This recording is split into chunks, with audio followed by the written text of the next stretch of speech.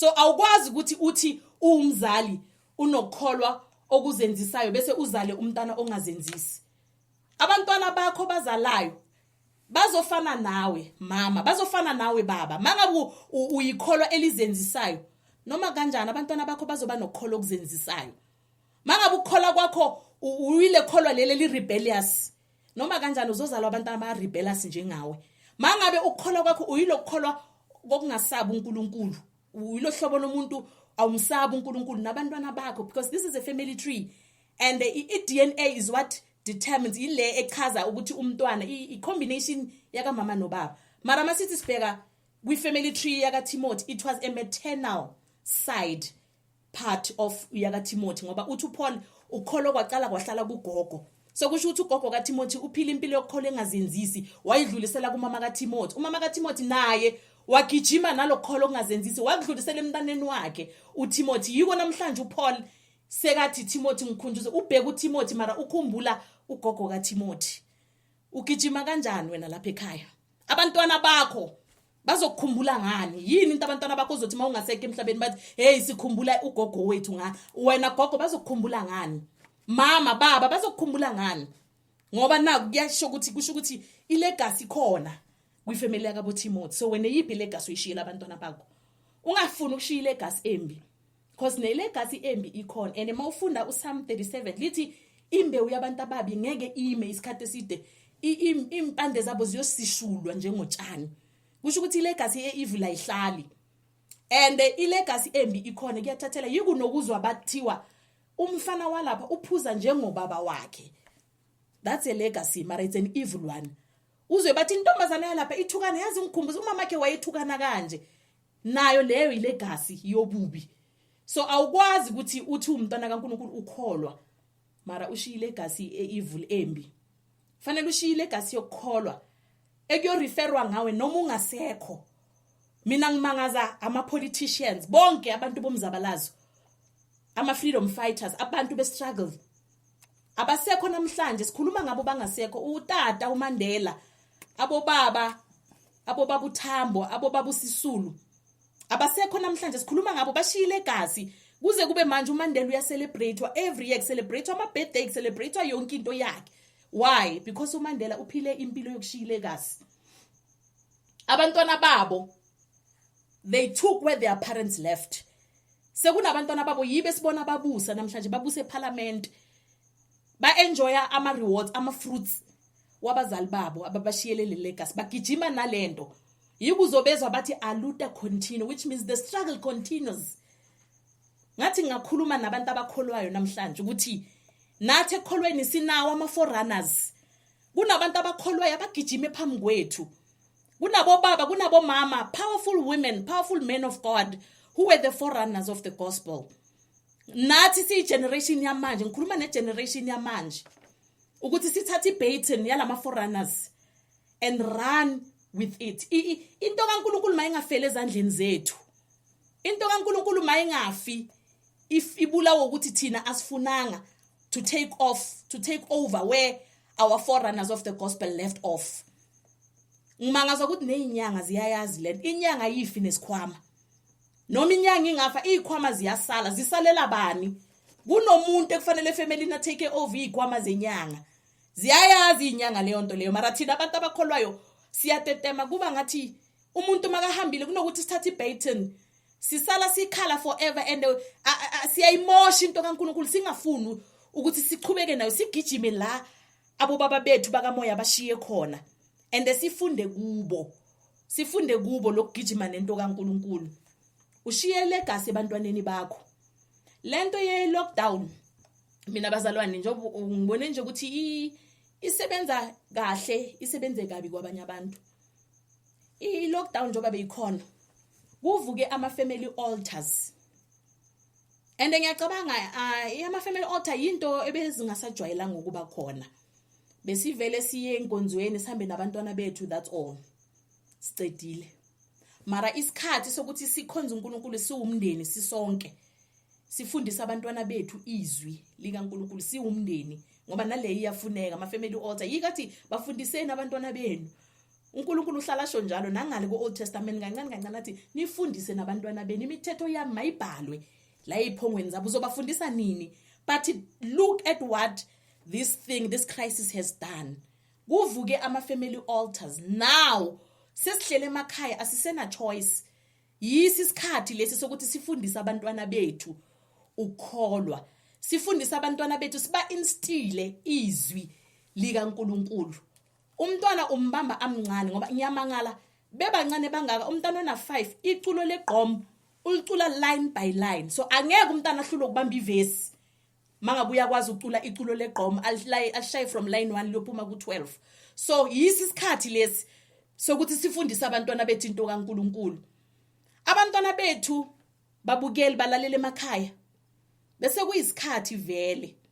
Bese bephile kakhulu impilo yokuzikhulisa. Abantwana bethu bakhuliswa yi-social media.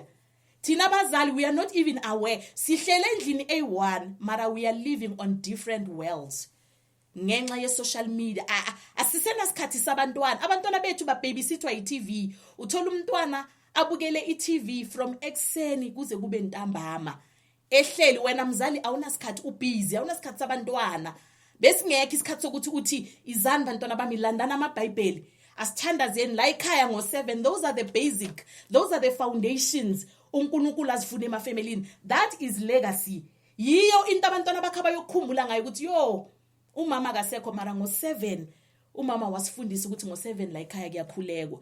Umama akasekho mara ngiyamkhumbula umama njalo ekseni bekavuka khuleke. Yiyo legacy ongayishiyela abantwana bakho more than amanye ama legacy. Sisaye emarket ake sithi ukuphuza amanzi kancane sizobuye sihlangane. uNkulunkulu anibusise.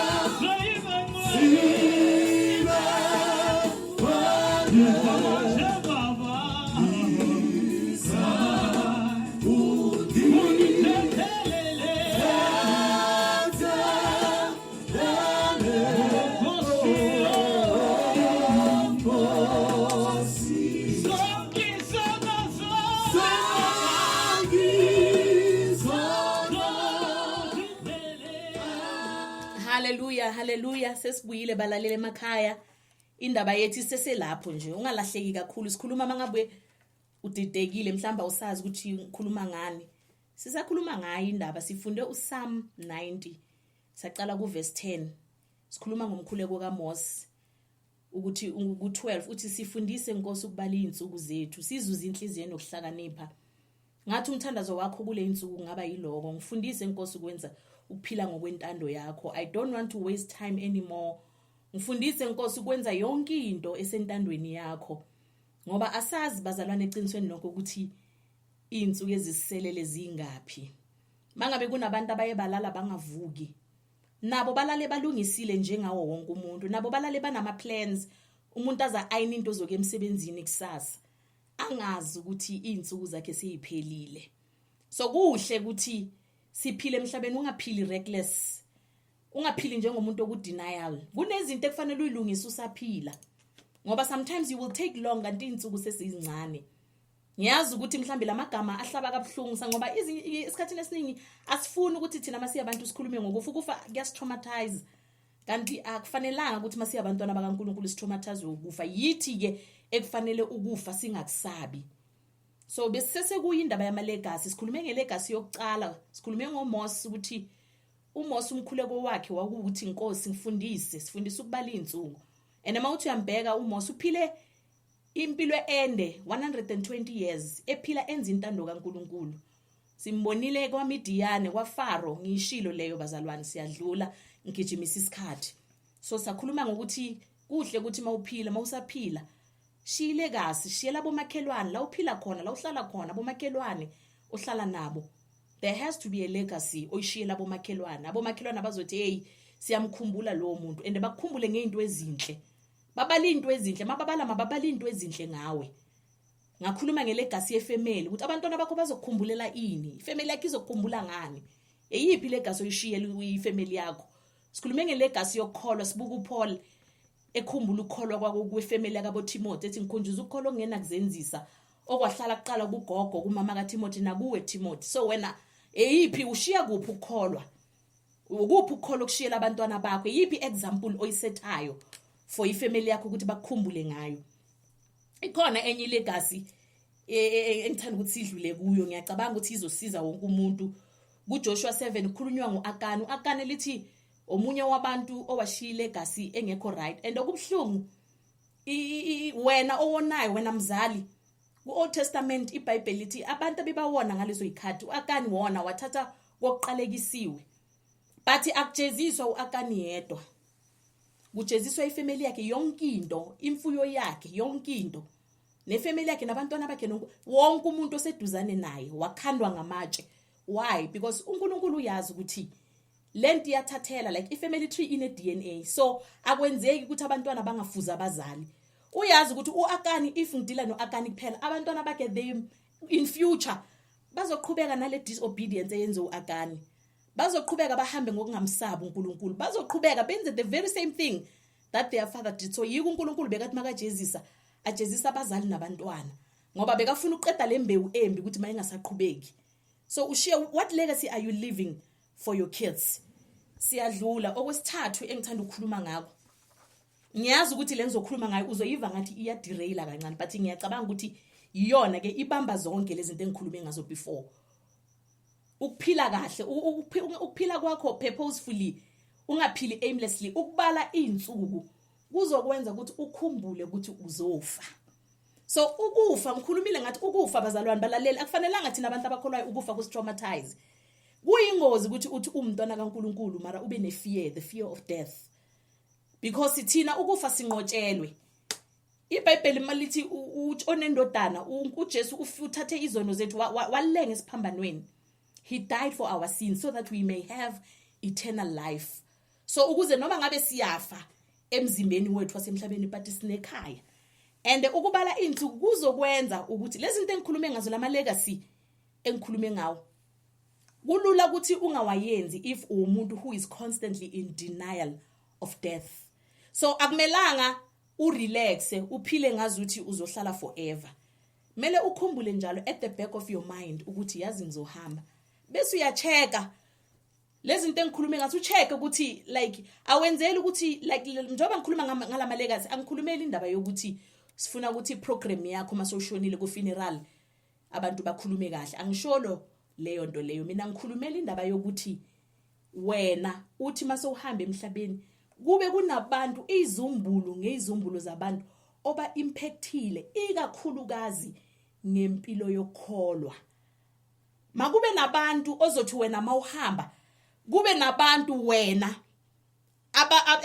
bengabe bafa mara ngenxa ukuthi wena waba khona kube nabantu abazoya ezulwini ngenxa yakho kunabantwana abafa during isikhathi sakaMose uMose uzalwa kunaleyo crisis so uMose wayezalelwe ukuzosindisa abantwana bakaIsrael ukubakhipha eGibhithe kwi-operation so nawe akube khona abantu abazosinda abantu abazoya ezulwini bayise ukuthi wena wadlala irole yokuthi ubatshele ngoJesu saphila abomakhelwane kube khona abomakhelwane abasindisiwe ubakhombe ukuthi naba abomakhelwane kunabantu abasindisiwe ababomakhelwane ifamily abazongena ezulwini bengeniswa wuwe angikhulumeli mina le ndaba yama influencer sewamaningi ama influencer and awuthi uyabheka angitholi kahle hle ukuthi kahle ku influencer wana ngani and emawuthi yalandelisisa kwalezi zinto abathi ba influencerana ngazo akusizinto that will take you to your eternity sometimes si investa kakhulu ezintweni eziphathekayo abantwana bethu si investe kubo sibathengele amafoni adurayo uthengele umntana ifoni ye18,000 ye15,000 uthengele umntana itekile 8,000 and yet we forget to invest for their soul umnikeze yonke into but we have left his soul ngaphandle ayikho into edlula i-eternal life balaleli. Umntana wakho ungamshiyela ifa